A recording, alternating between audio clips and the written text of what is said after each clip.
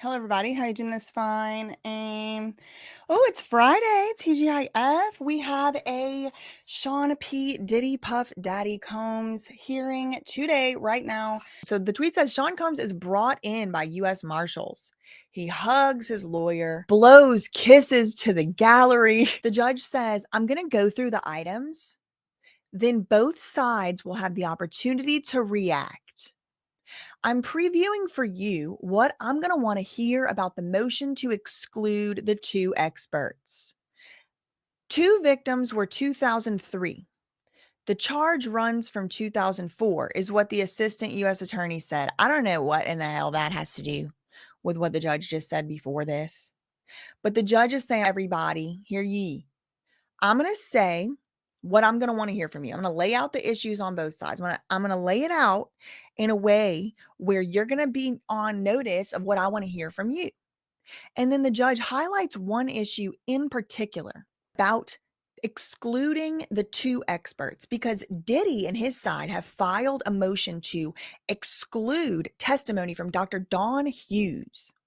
Dr. Dawn Hughes, well, she's kind of controversial because she's a abuse expert, but she's really high profile. She was in the Johnny Depp Amber Heard case. She comes up and testifies on victim behaviors. She'll be like, it's common for X% of victims to go back to their partners or abusers, excuse me. It's common for X% of victims to not remember, to have certain memories or whatever. And so Diddy has filed a motion to exclude this woman entirely from his trial. No. The government wants her, though. Subject matter expert. I'm really not exactly sure, but they want her. The government wants her. Diddy said no. Similarly, Diddy has his own expert, medical expert. He wants to offer up Dr. Sasha something, Sasha Barty or Barden or something like that. The government, in that huge 100-page thing we just looked at, the most recently filed document in this case, docket number 260, the government, one of their 9 motions in limine is to exclude the testimony of Diddy's expert. So what you have is competing, dueling experts. Both sides are trying to put their own expert up. Bad enough they would be fighting each other. Both sides are both now also saying that expert shouldn't be allowed. Other side, that expert shouldn't be allowed. And they've presented arguments. The judge is saying, I'm going to preview for you what I'm going to want to hear in relation to excluding the two experts. Now, I will be surprised and shocked if the judge does not allow Dr. Dawn Hughes to testify. I believe she may have also testified in the Weinstein cases. I would need to look. The judge said, I'm denying the request for adjournment. Breaking news. Got some merch. Yes, I do have some merch. It's new. It is new and limited edition. And once it's sold out, it's gone forever. And I get emails even to this day. Oh, please bring back the such and such. Oh, I should have got that camouflage hoodie. Oh, when you said it was limited edition, I just didn't believe it. I just didn't believe it. Now it's gone forever, and it is. It's gone forever. So this is what your options are at the moment. The They Lied purple collection. Yeah, get your merch. Get your merch. Breaking news: the judge is denying Diddy's request for adjournment. Breaking news: the judge will start the trial as planned on May 12th. The defense, under seal, is asking for 2 months, the judge says. Remember, we read that? We talked about this in 2 separate videos. Now this is the third. Diddy's asking for 2 months, not 2 weeks. The issue about victim 4, this is the WhatsApp messages. The judge says this is not sufficient for a 2-month adjournment, buddy. The new conduct isn't really new. So, boom, all 3 of Diddy's arguments upon which he based trying to get the trial pushed off. Now, remember, this is all happening on the backdrop of Diddy rushing this trial along. Because originally the judge was like, are you sure you're going to be ready to go for a spring trial? And they were like, do it in March, Your Honor. We're ready today. Now they're like, oh, can we have 2 months? Which makes sense. I don't even think that it's a bad faith request. I think they probably really do need 2 more months, but it's just a little too late. The reasons they gave were, oh, there's new charges with a 15-year minimum. Well, the judge said it's not really new charges. You've been on notice about the ST charges on victim 2 since at least January and arguably September of last year. Even so, it really isn't new. The issue about victim 4, the judge said, and this is the WhatsApp messages.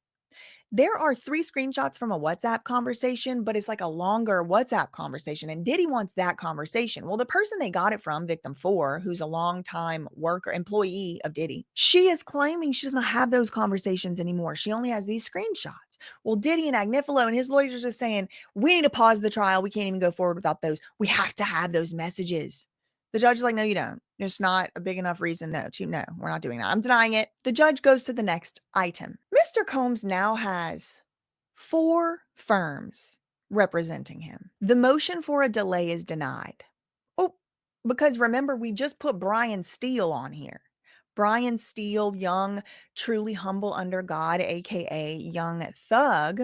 His lawyer, Brian Steele, just joined the case. So the judge, like, yeah, you got 4 law firms representing you, buddy. I am not sympathetic to your time argument. Y'all can look at 200 pictures in a week. Chill out. The government is saying the evidence is relevant to the RICO charge.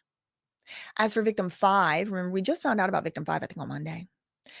As for victim 5, the judge says, the U.S. notice explains why victim 5's alleged abuse is probative and not outweighed. So this is one other piece of evidence that's being argued about. I mean, the judge says on the Nixon versus Tucker standards, no fishing expeditions are allowed under either standard.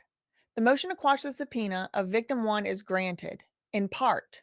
All prior drafts of the memoir must be disclosed. Breaking news, but it appears as though Diddy is going to be able to get Cassie's memoir drafts. The motion to quash the subpoena of victim 1 is granted in part. All prior drafts of the memoir must be disclosed. Victim 1's memoir by April 25th must be disclosed over to the defense. Otherwise, the motion to quash is granted. So you have these 2 standards, these 2 prior cases, Nixon and Tucker.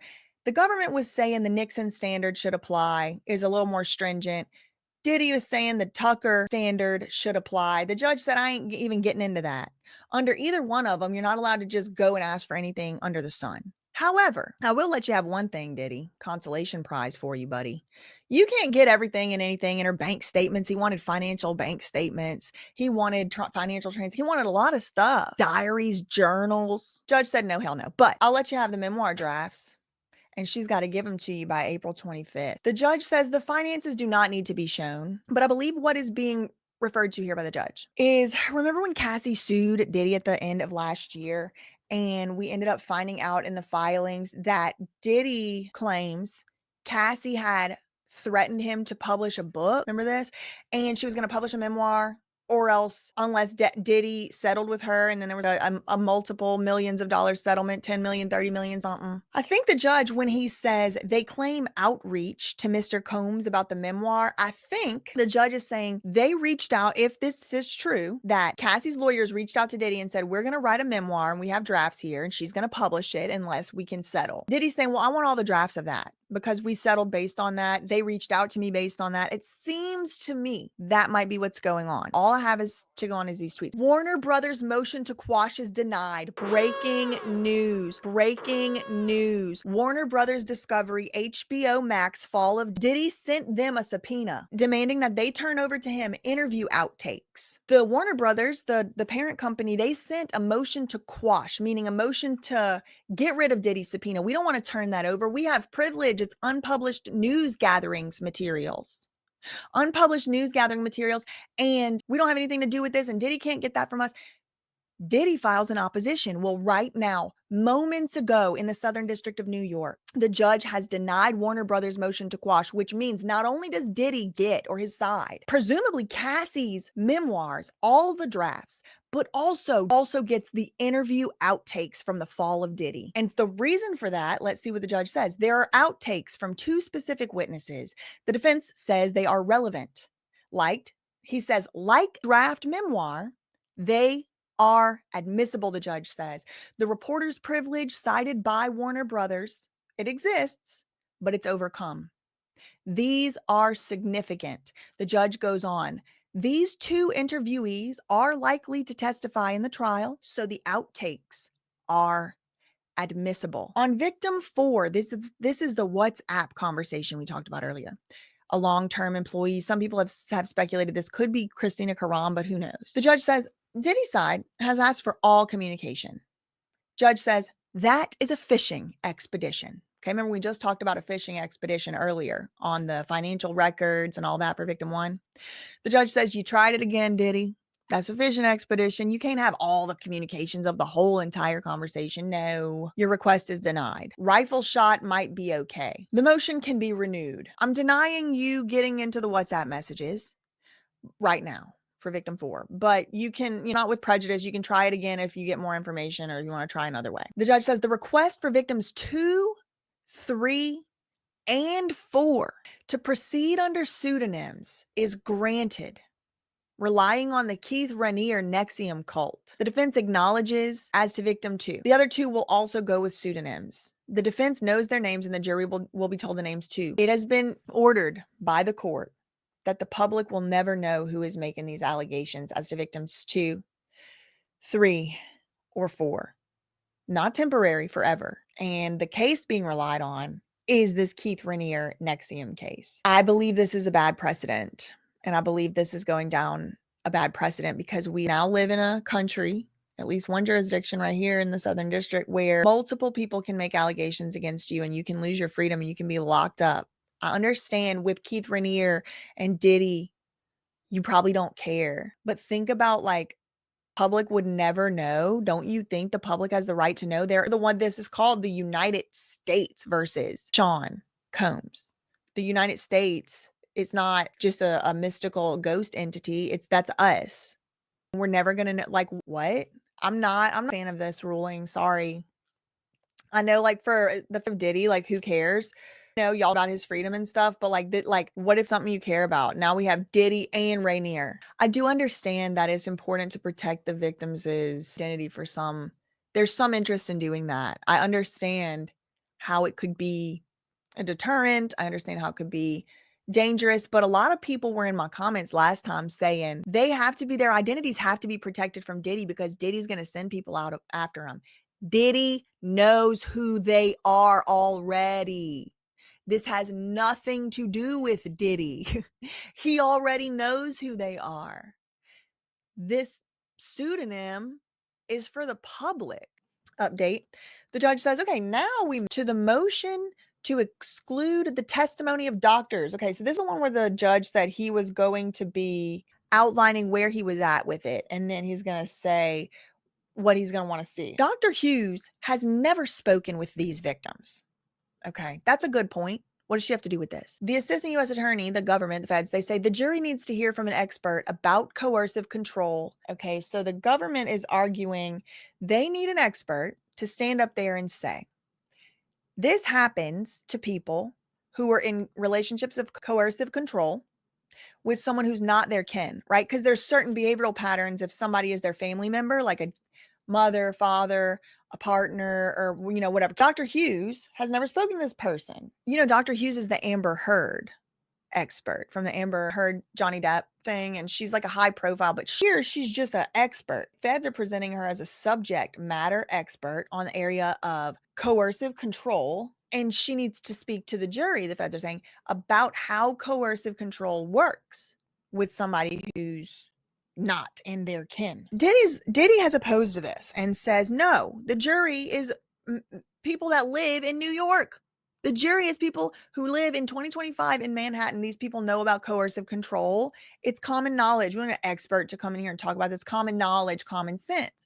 The government is saying we need this expert to come in. The judge says, under Rule 702B, how is Dr. Hughes applying her expertise? The Fed said it was in the Larry Ray decision. Inner City Press has a book on that case. Oh my God, it's iconic. Okay, so the feds are citing this case, the Larry Ray case, which apparently allowed in the expert testimony of an expert who has nothing to do with this case. Because Diddy's side is no, the whole point of a trial is to apply the law to the facts of the case.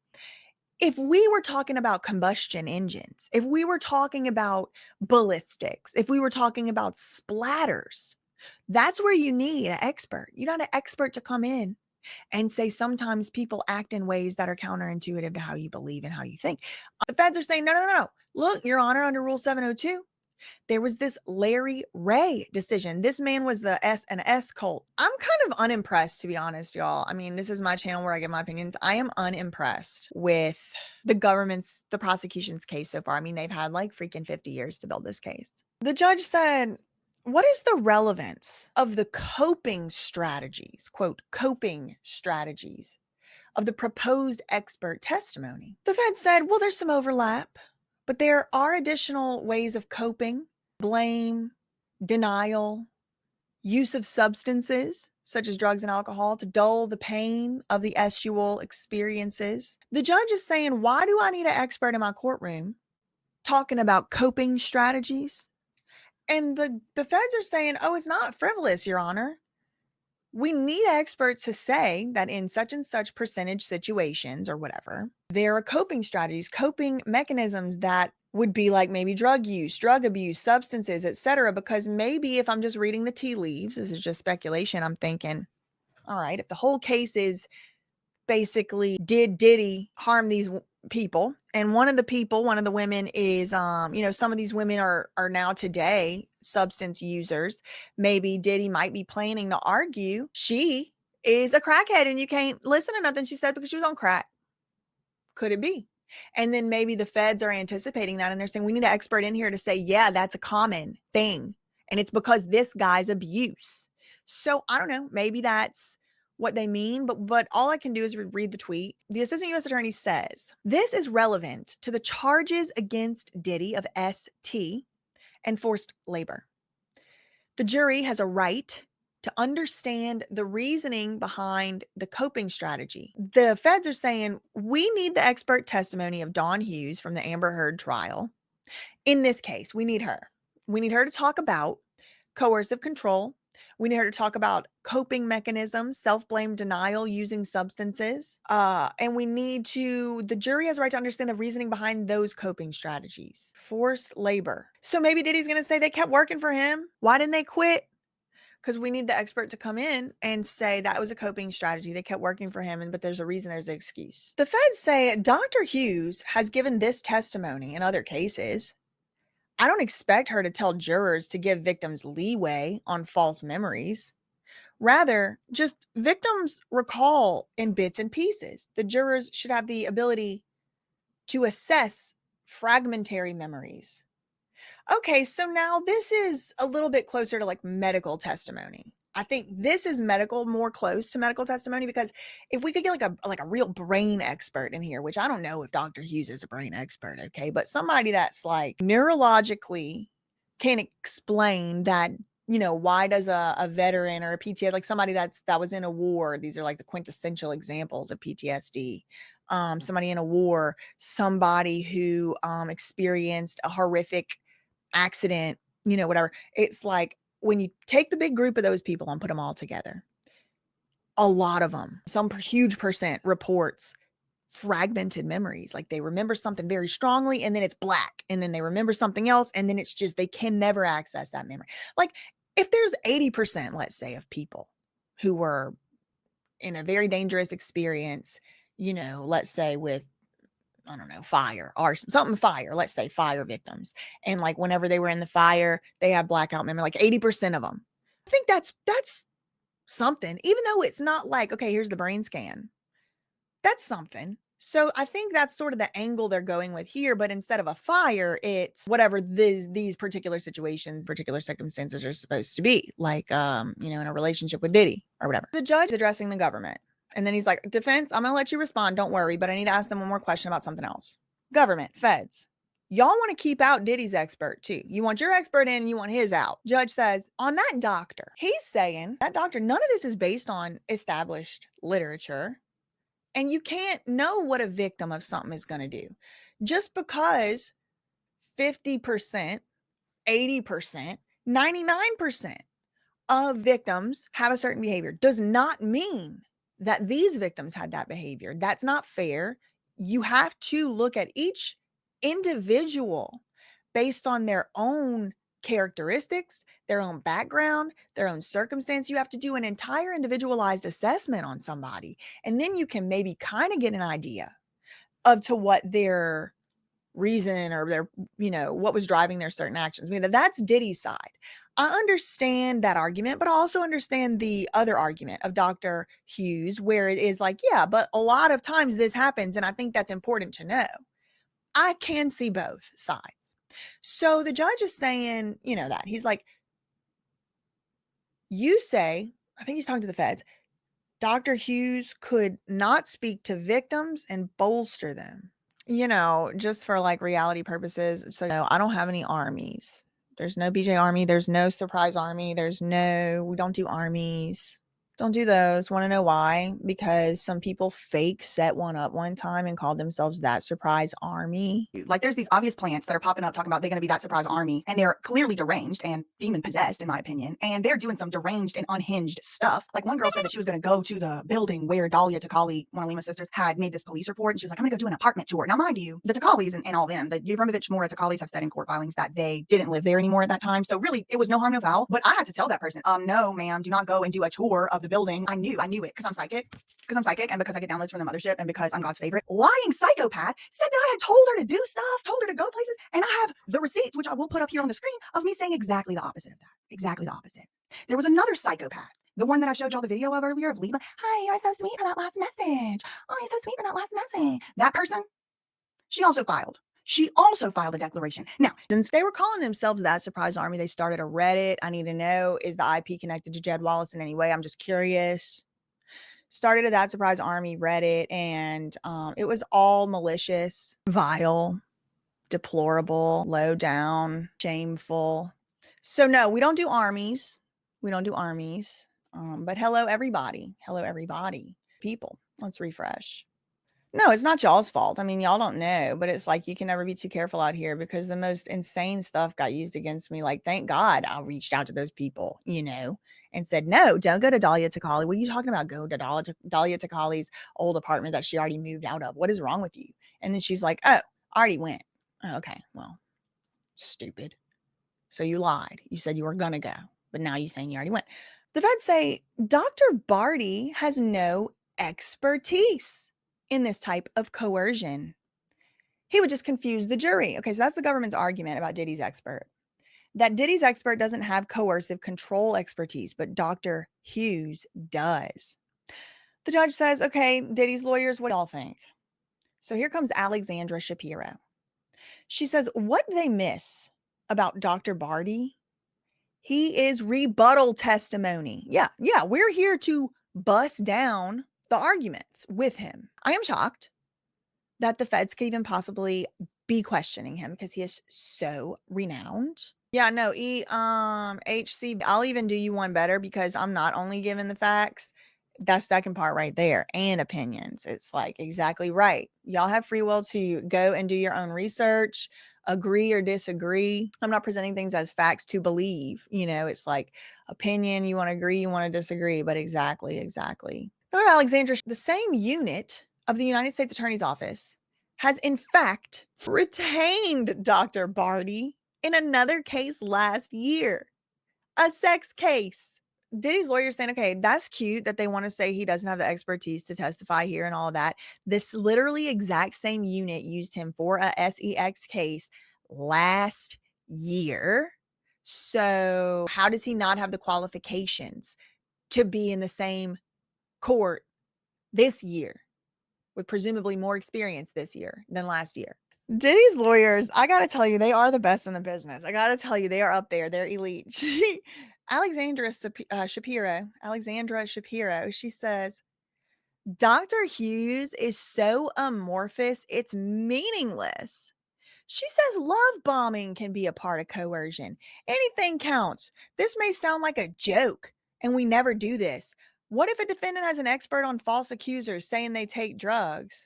Okay, Alexandra Slay, she said, I'm sorry, usually I'm on the side of the defendant, usually, just in general, because I believe in the people's rights. I've seen, the government, they get lazy, they get sloppy. In the Diddy case, I saw that hallway footage, and it kind of made me not feel like I could be on Diddy's side. So I really am just in the middle. But I have to tip my hat to Diddy's lawyers because they're just good. And they're like confident and comfortable. And that's what makes it like, okay, these are like the big dogs. She's like, okay, Your Honor, this is just a joke. Just joking. It's a little joke. It's like, hee. But what if we get an expert to come in and do the psychological profile of a false accuser? We have a false accuser expert. He's an expert or she's an expert. She's going to come and talk about false accusers. And they sit up here on the stand and they go, Your Honor, and the jury, false accusers usually take drugs and they're usually drug addicts. So if you are taking drugs, you are a false accuser and it happens in 60% of cases. What if we did that, Your Honor? Because that's basically what the feds are trying to do with Dr. Hughes. Trying to say, oh, 80%, 40%, a few, a majority, whatever, of people have done this in the past. So that must be what's going on with Diddy's alleged victims. If it's good for the goose, it got to be good for the gander, Your Honor. What if we were to do something so preposterous? The government would wave around Dr. Hughes' testimony in their closing argument. The judge said, I'm mindful of your concerns, and I figured he would be, because this lady has nothing to do with this case. There are 2 sections that would clear the 702 bar, the judge said. She could say that a person remaining doesn't mean not a victim. So the judge, like I predicted, said she can come in, but I'm going to put some limitations. For example, I would be willing to let her say the following. Just because a person stays, it doesn't mean they weren't a victim. So a person can be a victim, but they can stay. She may just say, in any hypothetical victim, if someone's a victim, sometimes they stay. Sometimes they stay, sometimes they don't. And so for that reason, we don't know if Cassie was a victim or not. Because Diddy's going to come and say Cassie was not a victim, she stayed. So we got to have somebody come in and say, yeah, but just because you stay doesn't mean you're not a victim. Right? Do you see how that's a different argument than most people stay? Most people stay. The judge says, Dr. Hughes on delayed disclosure. What do you say? Delayed disclosure means you didn't say anything about it for 20 years. You didn't say anything about it for a delayed amount of time versus like I went straight to the police. I called the police immediately versus, 10 years, 5 years, 3 years, 20 years, whatever. Delayed disclosure of the event. Diddy's lawyer said it's not supported by the sources they cite. I have reviewed Dr. Hughes's prior testimony. It will be hard to restrain her. Judge said, that's my job to restrain her. Like, don't tell me how to do my job, Alexandra Shapiro. I'm going to be the one in charge of restraining her or not. Don't you worry. Then he said, I'll consider this further. So it looks like the judge is not going to be making a decision on the Hughes thing. It's probably he wants to see more papers. He probably wants to think about specifics. Okay, the judge said I'll rule next week, but I'm thinking to only allow in 2 sections. Nothing on coercive control. And if any of Dr. Hughes comes in, Dr. Barty's would have to be redlined too. So the judge is saying, with respect to the 2 experts, what I'm telling you I'm probably going to do, I reserve the right to change my mind. I'm going to rule next week. But right now what I'm thinking is I'm only going to let in 2 section. And what he was talking about, 702, the one where it's like, just because someone is a victim doesn't mean that they necessarily going to leave the person. They might stay and they could still be a victim. He said, I'm leaning that way, meaning I'm not going to let Dr. Don Hughes talk about coercive control. That's a huge decision, in my opinion. Hasn't been made yet. Hasn't been made yet. I want to be very careful with my words. This is a live stream, but it would be a huge decision because for a long time, Dr. Don Hughes has been allowed to come into these courts in the Southern District of New York and to say victims sometimes often do XYZ LMNOP, substances, coercion, coercive control, tactics, love bombing. What is coercive control? What does it look like? It looks like love bombing. It looks like isolation. It looks like the judge is saying, I'm not letting that in. It's going to be hard for the feds to make their case on coercion if they don't have a expert talking about coercion. But the judge says, if any of Dr. Hughes comes in, meaning I might not let her ass even come in if she's allowed in this courtroom. Dr. Barty, Mr. Rebut witness over there, he would have to be kept on a tight leash too. The judge did not decide an order, yes or no, one way or the other. Yeah, it is a long hearing. He did not decide yet today. He's going to decide it next week, but it looks like he is leaning toward not allowing Dr. Hughes in at all. If he allows her in at all, maybe he's going to let her in. But just to talk about if there's a victim, she or he may stay. May leave, may stay, and that's it. That it would only be because Diddy and them are trying to say she stayed, she can't be a victim. Well, maybe an expert does need to come in and say sometimes somebody can be a victim and not leave. They could stay. There could be many reasons, but that doesn't mean she's not. The judge said, but if she comes in at all, even for that, I'm only going to let Diddy's expert talk about just right on point what this Dr. Hughes said. We're not going to be getting all off in the weeds about hypothetical coercion and hypothetical cases. We need to talk about this case. I see the reasoning. The assistant U.S. attorney said, you've denied Warner Brothers' motion to quash. When is a production due? So when do they have to turn over the outtakes of those interviews? Judge says, is anybody from Warner Brothers here? Warner Brothers lawyer is here. He said, can we do the end of next week? We'll do the end of next week. End of next week. So by a week from today, Diddy's side will have the interview outtakes from the fall of Diddy, the two interviews, the individual A and individual B, the outtakes of the interviews. Assistant U.S. attorney, she says, the jury questionnaire, we propose to send edits by Tuesday. We are concerned about asking prospective jurors to disclose their history with S abuse in writing. They don't know where the answers would go. We propose doing this type of questioning in person. Agnifilo said they might be reluctant to talk about it. So both of them are saying, I think it would be more likely that the people would actually be honest, because what you really want is the situation in which the juror, the prospective juror, is most likely to be honest, to be truthful. And Agnifilo is saying they're much more likely to be truthful sitting down by themselves writing than they would be in person. The feds are saying they're much more willing. They're going to be much more likely to be honest if they can just tell us in person and not have to write it down. They don't know that this stuff can be posted, published in the news. They don't know. They might not want to write it down. So they might just say no. Now, in the government's actual questionnaire, they said to the juror, you can answer this question or you can write private and a time will be provided to you at a later time to say it.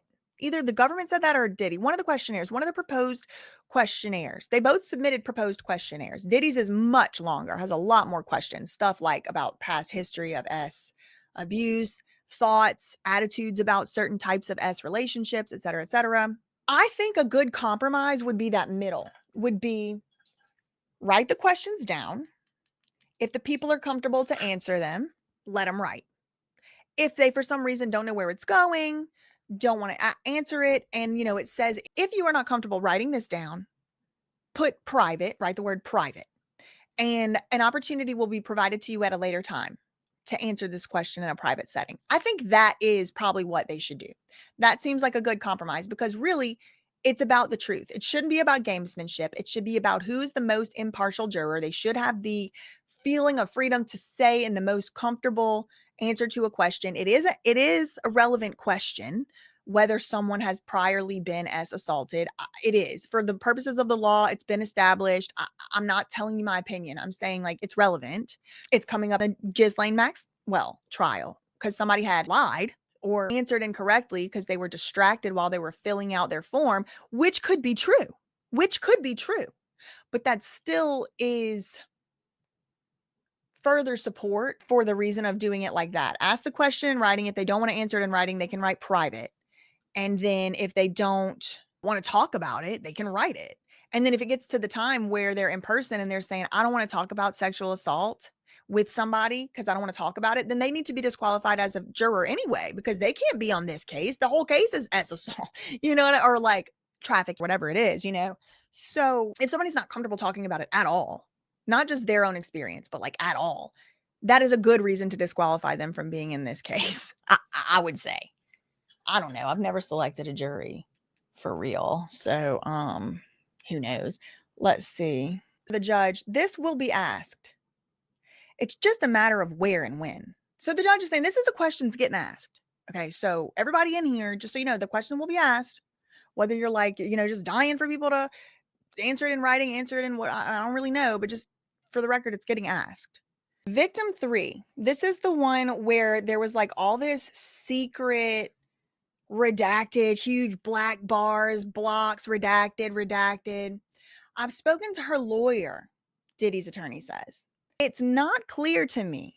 It's not clear to me it's something she's pushing. Her reaction is, meh, as I was told. This is Diddy's lawyer. Meh. She understands her identity may be known by the public. The government says she hasn't spoken publicly. Not true. Okay, so this person has spoken publicly. The government says victim 3, the feds, they want to use victim 3 in her testimony saying, her. They want to use victim 3 in her testimony and said she hasn't spoken publicly, so we need her to be a pseudonym. We need her to be a Jane Doe. It's not even clear to me, Diddy's lawyer said, that it's something she's pushing. She's like, meh. She understands her identity may be known by the public. The government says she hasn't even spoken. So they're trying to get her identity out, victim 3. And one of the reasons why the judge granted the motion to keep her name private, the government wanted to keep her name private from the public, is because she hasn't spoken publicly. Diddy's lawyer is saying that's not true. That's not true. She has spoken publicly.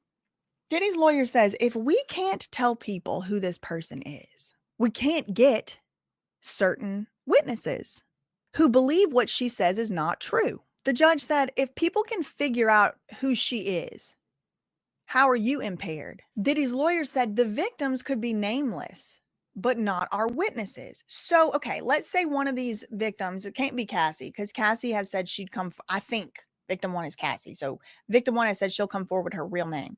Victim 2 apparently don't care. She's meh, apparently.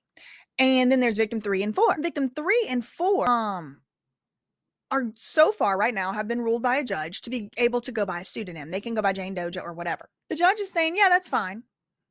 Like, why does the public need to know their names? If you can figure out who they are, why does the public need to know? But Diddy's lawyer is saying, okay, so let's say one of them, one Jane Doe 2. Let's say I have, who's one of Diddy's? I have Sean Combs. I have, what's his name? Justin Combs over here. I have Justin Combs over here, and he's going to say, Jane Doe number 2 is a liar, and he's going to say how he knows. But he can't do that if he is not allowed to know who Jane Doe 2 is. I don't know if that argument is strong because the jury will know. But I think the argument of the people deserve to know who's making these allegations, who's using our courts, is a strong argument. I think the people deserve to know, is this a fair trial? Because Diddy's going to say he didn't get a fair trial. He's going to say it. So when he does, how are we going to know he did? I think it's really important to know who the main witnesses are testifying against him. And right now, we're only going to know for sure, for definitely sure, victim 1. We need to ask if the meh is about giving her name or testifying at all. We suggest if anonymity is granted, she's more likely to testify. Diddy's lawyer, Agnifilo, says, anonymity in criminal cases, we take it seriously. We agreed as to victim 2. May be okay. I don't know what Agnifilo means when he says we take it seriously. Does that mean we take it seriously and we always want to seal? We take it seriously to let somebody be anonymous and we don't do it often. And so if somebody's just mad, then that's not going to cut it. Like, it's a little bit ambiguous what this means. We need to ask if the meh is about giving her name or testifying at all. The feds are asking. So what's the man? Victim 2, Alexandra Shapiro said she talked to victim 2's lawyer, and victim 2's lawyer said she was meh about it. What do you mean meh about what? She's meh about giving her name, or she's meh about testifying? Because if she's meh about testifying, then we still going to say she don't need to give her name because we want her to testify. That's what the feds are saying. So maybe she's not pursuing, like the victim 2 is not really behind this. It's like maybe she's being dragged into it. It seems like it's trying to be argued like. Agnifilo, good point.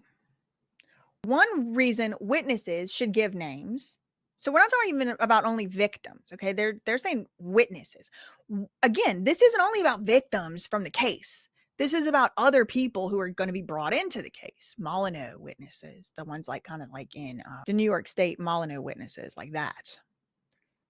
One reason witnesses should give their names is so people learn about it. The public, the people. That's my point. But then Mark Agnifilo takes it one step further than just simply learning about it. He says, and those who think it is a lie can reach out. This happened here in the Southern District of New York when Inner City Press reported on cooperator in K. Flock trial. Here's the book. Maureen Comey, in the Maxwell case, which I tried, So we have the freaking all-star cast here. They can't get a solid conviction that's not going to survive. That's going to survive a overturn to save their damn life. Here's Maureen Comey, prosecutor of the damn decade. In the Maxwell case, which I tried, anonymity for victims of Jeffrey Epstein was considered and granted. Judge said it is granted here. Okay, so they made the victims anonymous. This case is ongoing. I did not anticipate this was going to be a 2.5 hour long hearing today, so I am going to have to call it there. I will make a follow-up video and let y'all know what else happened, but y'all are more than welcome to go and check out Inner City Press. He'll continue live tweeting. I have to go. I do have a tight schedule today. I have to do some other things. So sorry about it, but that's all I really had for today. I'll do a recap in a later video. In the meantime, wanna be me so bad, but they failing. Step to the plate though.